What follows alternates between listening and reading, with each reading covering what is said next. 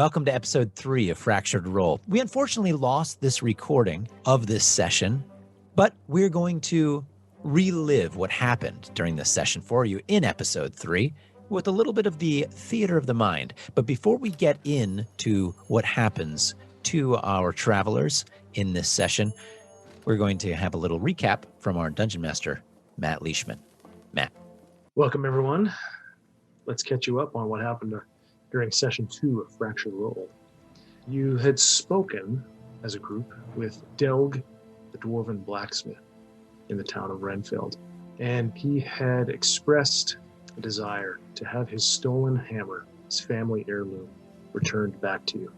You agreed as a group to find it for him, and through some investigative work in the town, you succeeded, not only returning Delg's ancestral hammer, but also securing a number of other stolen goods from the thief. After this Good Samaritan effort of yours, you knew that there was a real issue, a real problem for the town, given the fact that the town's ranger, Felicia Darkwater, had been missing. So you took it upon yourselves to continue investigating, but a different crime. Joined by Roland, the local acolyte cleric of the Church of the Missing Lady, you tracked down some small, strange little humanoids known as Zvarts. You tracked them to a cave, and you engaged with them, defeating them and stopping them from sacrificing Felicia to their strange, unknowable god. The battle was quick, but no less dangerous for you, especially considering that you're still kind of an inexperienced, squishy group. But you prevailed. You found yourselves in need of a long rest, which you took care of in the cave throughout that evening. And that's where we find ourselves at the beginning of session 3. So, at the start of session 3, your group, you wake up in the cave, you feel refreshed, you are quite proud of yourself, actually, for dealing so thoroughly and efficiently with a strange group of little people. Who knows what kind of problems they would have posed for the town of Renfield in the future moving forward. But they were no longer an issue for you to deal with. Felicia, grateful for being saved, really finds herself in a position where she feels as though she has to give you a bit of payback. Well, good morning, Felicia. I hope you rested well. Hopefully a better rest than you've had in a while, I think. Well, they did have me on that slab for quite some time. Yes, that was a much more peaceful rest than I've had in many days. I can't thank you enough. I'm a little overwhelmed for a number of reasons, but I can't help but feel as though I owe you my life, owe you so much. I'm not entirely sure I will need this very much anymore, but she pulls out of her belongings this fine-looking longbow, and it's got these intricate designs carved into it. It's immaculate, and she holds it towards you, Corian, and she says, "I'm no spring chicken." Well, Felicia, you look wonderful. I mean, granted, you look little. The long hours on the slab, I'm going to not lie, has done quite a number on your hair. Something that I can help with, of course, but you, Corian, you are much too kind. I know what I look like, and I know what I feel like, and I've lost a step. This bow should go to someone who can use it, and use it to protect this land in a way that I'm not entirely sure I can anymore. But listen, I insist. Here, it is yours. I am not weaponless, but this is the least I can do.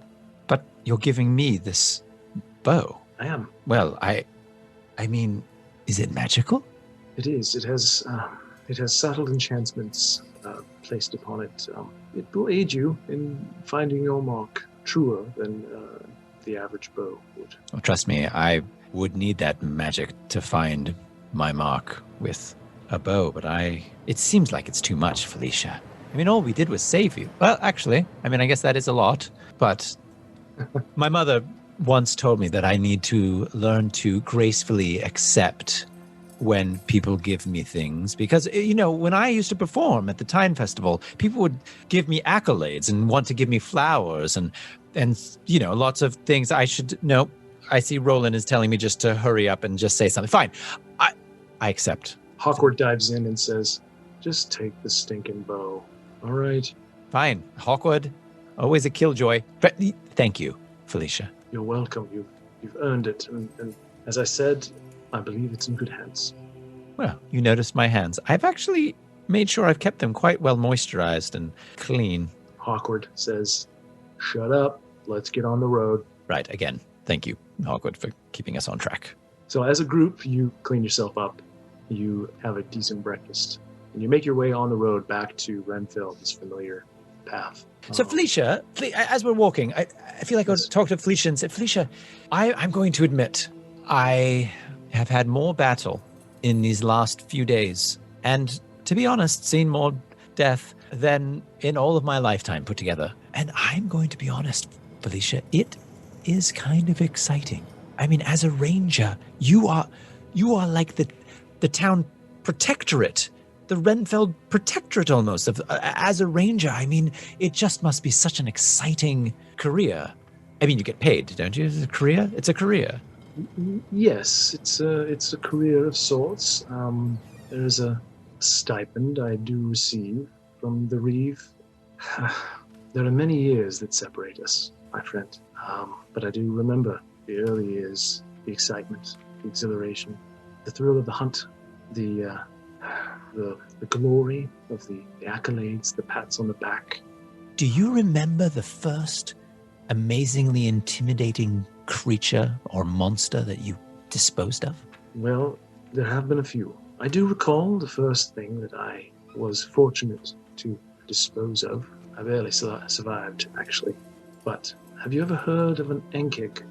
They are great insectoid beasts. They burrow in the ground.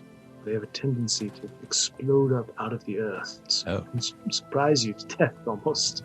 No, I've did insects. I've killed insects before. Well, these are larger than a horse, and they are none too kind. But they do terrible things to the earth. The earth, of course, underneath buildings, which we need to keep standing. And they do even worse things to those who get in their way. Yes, I was on a bit of a mission to clean out a nest of ankigs. And it was nasty business, but it had to be done. A whole nest? One by one. They have a very keen sense of smell, coupled with a keen tremor sense. And so I found myself using some stratagem to lure them out, creature by creature. At first I had some help, but when the true monstrous reality of the situation reared its ugly head, my help quickly disappeared. They fled?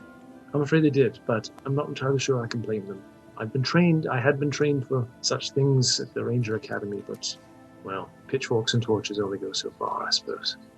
Oh, that's despicable. I would never flee. I would never flee anyone. Like, I would never flee you, first friend, I say to Baracus. And I would never flee you, of course, unless it was very terrible. Well, I'm sorry? Well, we'll get to know each other better, Baracus. Well, those we will. Felicia, just to think that you faced unimaginable ferocities, and you are just such a seasoned veteran. Even just seeing you, yes, I just have so much respect for you, and it must be just so exciting to live the life that you live. I appreciate your candor, Corian, but I've been doing this so long, and I'm not entirely sure I'm fit for the role anymore, if you know what I mean. I'm not so young, I'm not so quick in my mind. Look, those Zvarts are simpleton little creatures, and they got the jump on me. 10 years ago, that never would have happened. Well, there must have been so many of them. I mean, you're right. They are, well, as I heard earlier, squishy today. But there must have been so many of them, right? I mean, they must have overwhelmed you. Yes, I suppose I was overwhelmed, but I should not have been as surprised as I was. And I fear that I don't know, just not fit. And I see before me a grouping of strong, quick-witted, caring people, such as yourself, Corian, you, Baracus, Roland, of course, and Hawkwood. And I feel as though places such as Renfield are probably in better hands, your better hands than mine. Retirement is on the horizon for me. Well, I don't know. I mean, I don't know if I necessarily would be fit to be the protectorate of Renfeld. I don't know. Hawkwood, what do you think? I don't think... Would we all be up for that? My animals need me. I know that I can protect them. I'm not sure about the rest of them. I'm not sure they deserve my protection. Oh, wait, you don't know if your animals deserve your protection? No. Oh, the rest of them. The rest of them. All right. So, this discussion continues as you continue and make your way on to Renfeld. Some heartfelt back and forth, leaving the choice of the larger responsibility of Renfeld's protection, perhaps on the shoulders of heroes such as Corian and Baracus. And I think while we're walking, I would be encouraging Felicia to have a nice sit down with the Reeve before she makes any rash decision. I say, Felicia, the Reeve is he's very amenable. He did give us this, and I hold up the writ of 50% off on everything that we can buy. And I say, Felicia, you could be in on this if you need to resupply. We'd happy to have you. Wasn't that Reeve so generous? Oh my gosh. I said, Felicia, if you like, you could be in on this, right, guys? She could be in on this if you need to resupply. Anyway, the Reeve he's understanding. I'm sure he could create a situation that would be amenable. I don't think it's time yet. So I continue to encourage Felicia that way as we're walking back to try to lift up her boats. And then I go into a little sea shanty ditty learned on the southern shores while I was at my bardic school to sing to her. Lift her spirits. Yes. Get her mind to stop thinking about retirement and 401ks and things of that nature. The day progresses and you find yourselves making your way back to Renfeld, a sleepy little farming community. And as you get closer, what becomes apparent fairly easily and fairly quickly is smoke. Smoke coming from beyond the trees in the direction where you know the settlement is. And as a group, you hustle and you pick up your pace as you make your way back to Renfeld. Does it look like a campfire type of smoke, or like a very thick, heavy smoke? Thick and heavy. Yeah, thick and heavy. And as you approach, it's clear, yes, that there's a building of sorts, perhaps more than one building on fire. And there's the subtly discernible sound of alert, emergency activity of sorts within the town. When Hawkwood abruptly announces that fire seems to be coming from around my farm, my animals, as he picks up the pace, his short dwarven legs pumping faster, leading the rest of you through town towards what ends up being his farm on the opposite edge of town. You make your way through, and as you do make your way through the streets, more than one of the residents see you as a group, in particular Hawkwood, and confirm Hawkwood's fears that his barn is on fire and his animals are threatened. And something is attacking them. You arrive at the scene of the conflict, and you are wholly unprepared for what you see. Before you arrive, you hear the braying and the bleating of animals that are suffering. And it is a sound that is haunting. And clearly Hawkwood is disturbed by this, as his desperation shows in your effort to arrive quicker. You get to the farmhouse, and the barn is on fire. Animals in the pens surrounding the barn are crazed and frantic. And amongst the animals are beings that are no longer among the living. Clearly animated walking skeletons holding clubs and makeshift swords, pieces of, jagged looking scrap wood. And interspersed amongst them are not skeletons, but other partially decayed humanoid things that are, in all of them, skeletons, the zombies, they're grabbing at animals and tearing them apart, killing them. As you kind of survey the scene and you arrive, you hear the telltale thwang, thwang, with the boof, as bowstrings are unleashed and arrows are punching and thudding into undead flesh. As you look up at the farmhouse, perched on top of it is Tolov, who is back and returning from her brief separation from your group. As she stands on top of the barn house, she is one by one launching arrows into the mass. She looks down at you and she calls to you and she says, "It's about time you fools arrived. Get in there, help me!" And battle commences as Hawkward leaps the fence with his great club. Swinging ferociously, this taciturn, salty dwarf is now an animated, angry force. As you run into this mass, Corian, you're a bard. You're slinging spells.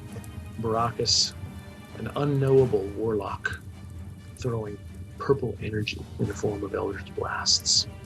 Tolov continuing to shower down arrows with impeccable aim. Hawkward swinging the club. Roland and his simple mace helping out where he can. Perhaps you were prepared given your experience in this Vard cave. Perhaps nothing can prepare you for the terror of fighting things that should stay dead. But the truth remains that Walking Dead is amongst you, and nothing can happen now except for you to put them down. Your warlock, Baracus, throws 2 eldritch blasts, slams it into the chest of a zombie, shredding it, dropping it into a heap on the ground. Tolov puts an arrow through the skull of a skeleton, knocking it off the shoulders, but the creatures continue to come. Not all of them returning attack against you, having such easy prey on the animals that they are massacring within the barn, the burning barn above. Corian, what spells would you have cast? Well, I would have cast some dissonant whispers into their undead minds, hoping that their undead brains would act like normal brains, as I whisper, saying, "Skulls and dead and bones, and go back to the earth you'll go," as I whisper dissonantly into their psyches, hoping and praying it will work. If I do recall the details of the spell, they would work. Yes. As you are able to kind of lean into the enchantment that you've been taught and trust that the words you say are not simply words, but they carry, they have force on the wind of magic to these, undead things that normally wouldn't be affected by someone yelling at them. But magical compulsion and enchanted suggestion is just as strong with them as it would be with anything else. You introduce disadvantage and fusion and disruption to their coordinated efforts. And then after seeing that, and I look to my right and I see amiable, affable Roland, who's trying to strike down an undead with his mace, who's less battle-worn and battle-tested than we are. And I call out, "Roland, may your mace have the thunder of the gods." And I give him some bardic inspiration to help him in this battle which he's been thrown into. Roland has a palpable look of concern on his face. Years of study and bookishness have led him to a point where action is needed. And that inspiration buoys him up. Clearly see it in his countenance and in his demeanor. One hand on his mace, one hand on his holy symbol to the missing lady, Allongé. As he says a quick prayer, and a wave of force pulses out from him, and you watch as 3 skeletons that were bearing down on him stop, shuffle, and turn, and begin to walk away from him, finding a different area of the barnyard to find safe haven from his repulsion, his turning undead capability. This continues on, your efforts chipping away little by little, bones, skulls breaking, skeletons collapsing, ultimately ending up with your successful efforts to stop these terrors. But the barn did not survive.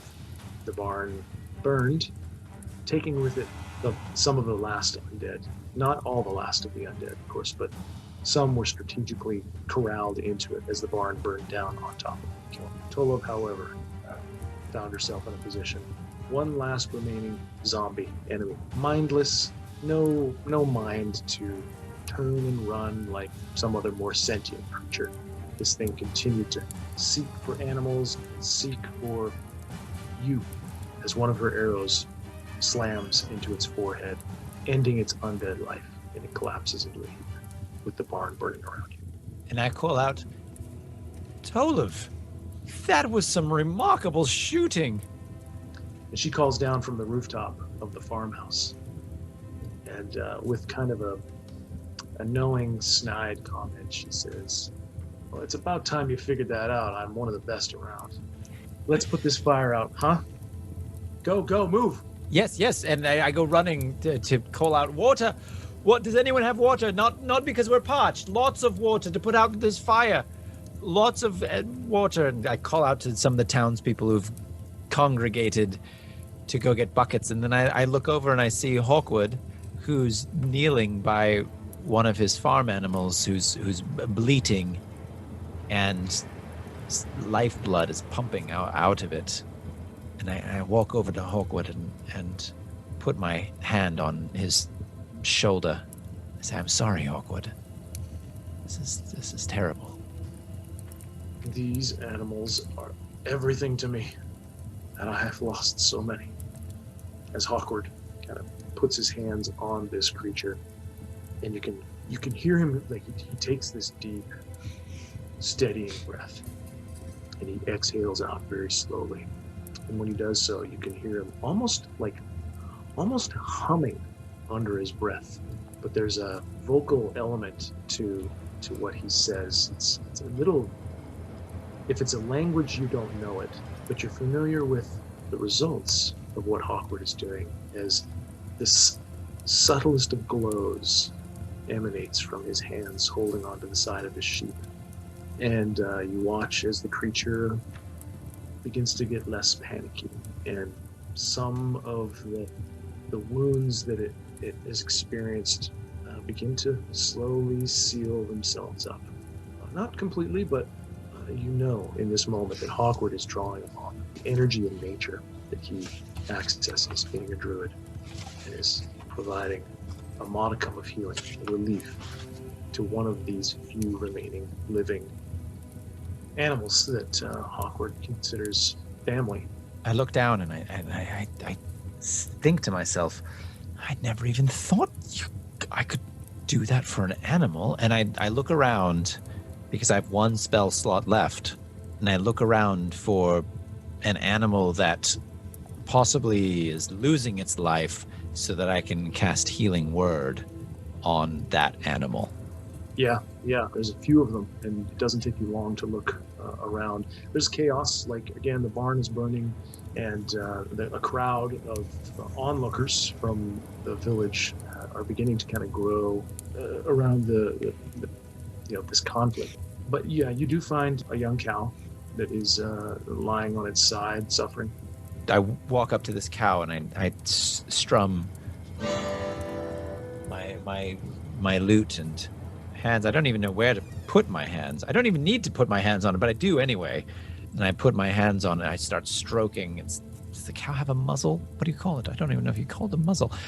And I say, quiet cow, please stop to shudder. I heal you from your nose to your udder. Oh boy, Corian, you're one of a kind. And I cast Healing Word on the cow.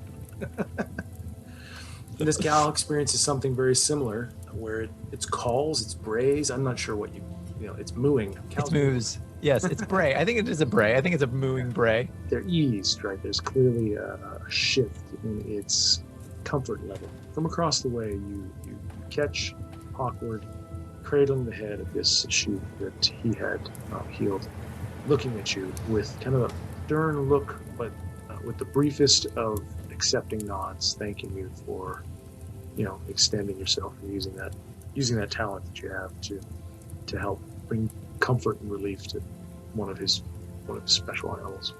Well, as I stand up from the cow and I give it another pat, I go over to Baracus and I'm about to say to Baracus how I feel like maybe I've now made another friend as well, but I look into the crowd, and it seems I catch the notice of a young man. You do. A young man who's kind of standing apart from the rest of them a little bit, whether or not he has separated himself from them or whether or not they have outwardly kept themselves apart from him. You're not entirely sure, but nonetheless, he's working in as expressive way he can to try and get your attention and wave you over. You look at him. He's a young man, as you said. He's probably 21 at the most. Corian, as you approach him, he is unclean, unkempt, and there is a bit of a smell about him, but he seems harmless in his demeanor. You realize that you know him to be Willem, and he's known as Willem the Waste Rat here in Renfeld. He's the one who's responsible for carrying out and disposing of everyone's waste and refuse. I take a handkerchief and try as subtly as possible to put it over my nose without trying to offend. Yeah, and he sees you. There's a bit of relief on his face as he sees that you've noticed him and are coming over, but there's also, I won't even have you roll an insight check. There's also, you catch a hint of worry, almost as though he's scared that other people will notice him because you've noticed him. Almost as though he's lived his life purposely trying to just fly under the radar. Be unnoticed. Yeah. And he waves you over, and you approach. And he says, I don't want to be much of a bother, but I think I know what's responsible for this. For this? For all of this that just happened? Yes, for this. And he points at the barn, and he points at a zombie lying collapsed on the ground. For that, yes. Who? And that's where we end our session. Yes. And we will find out who in our next episode.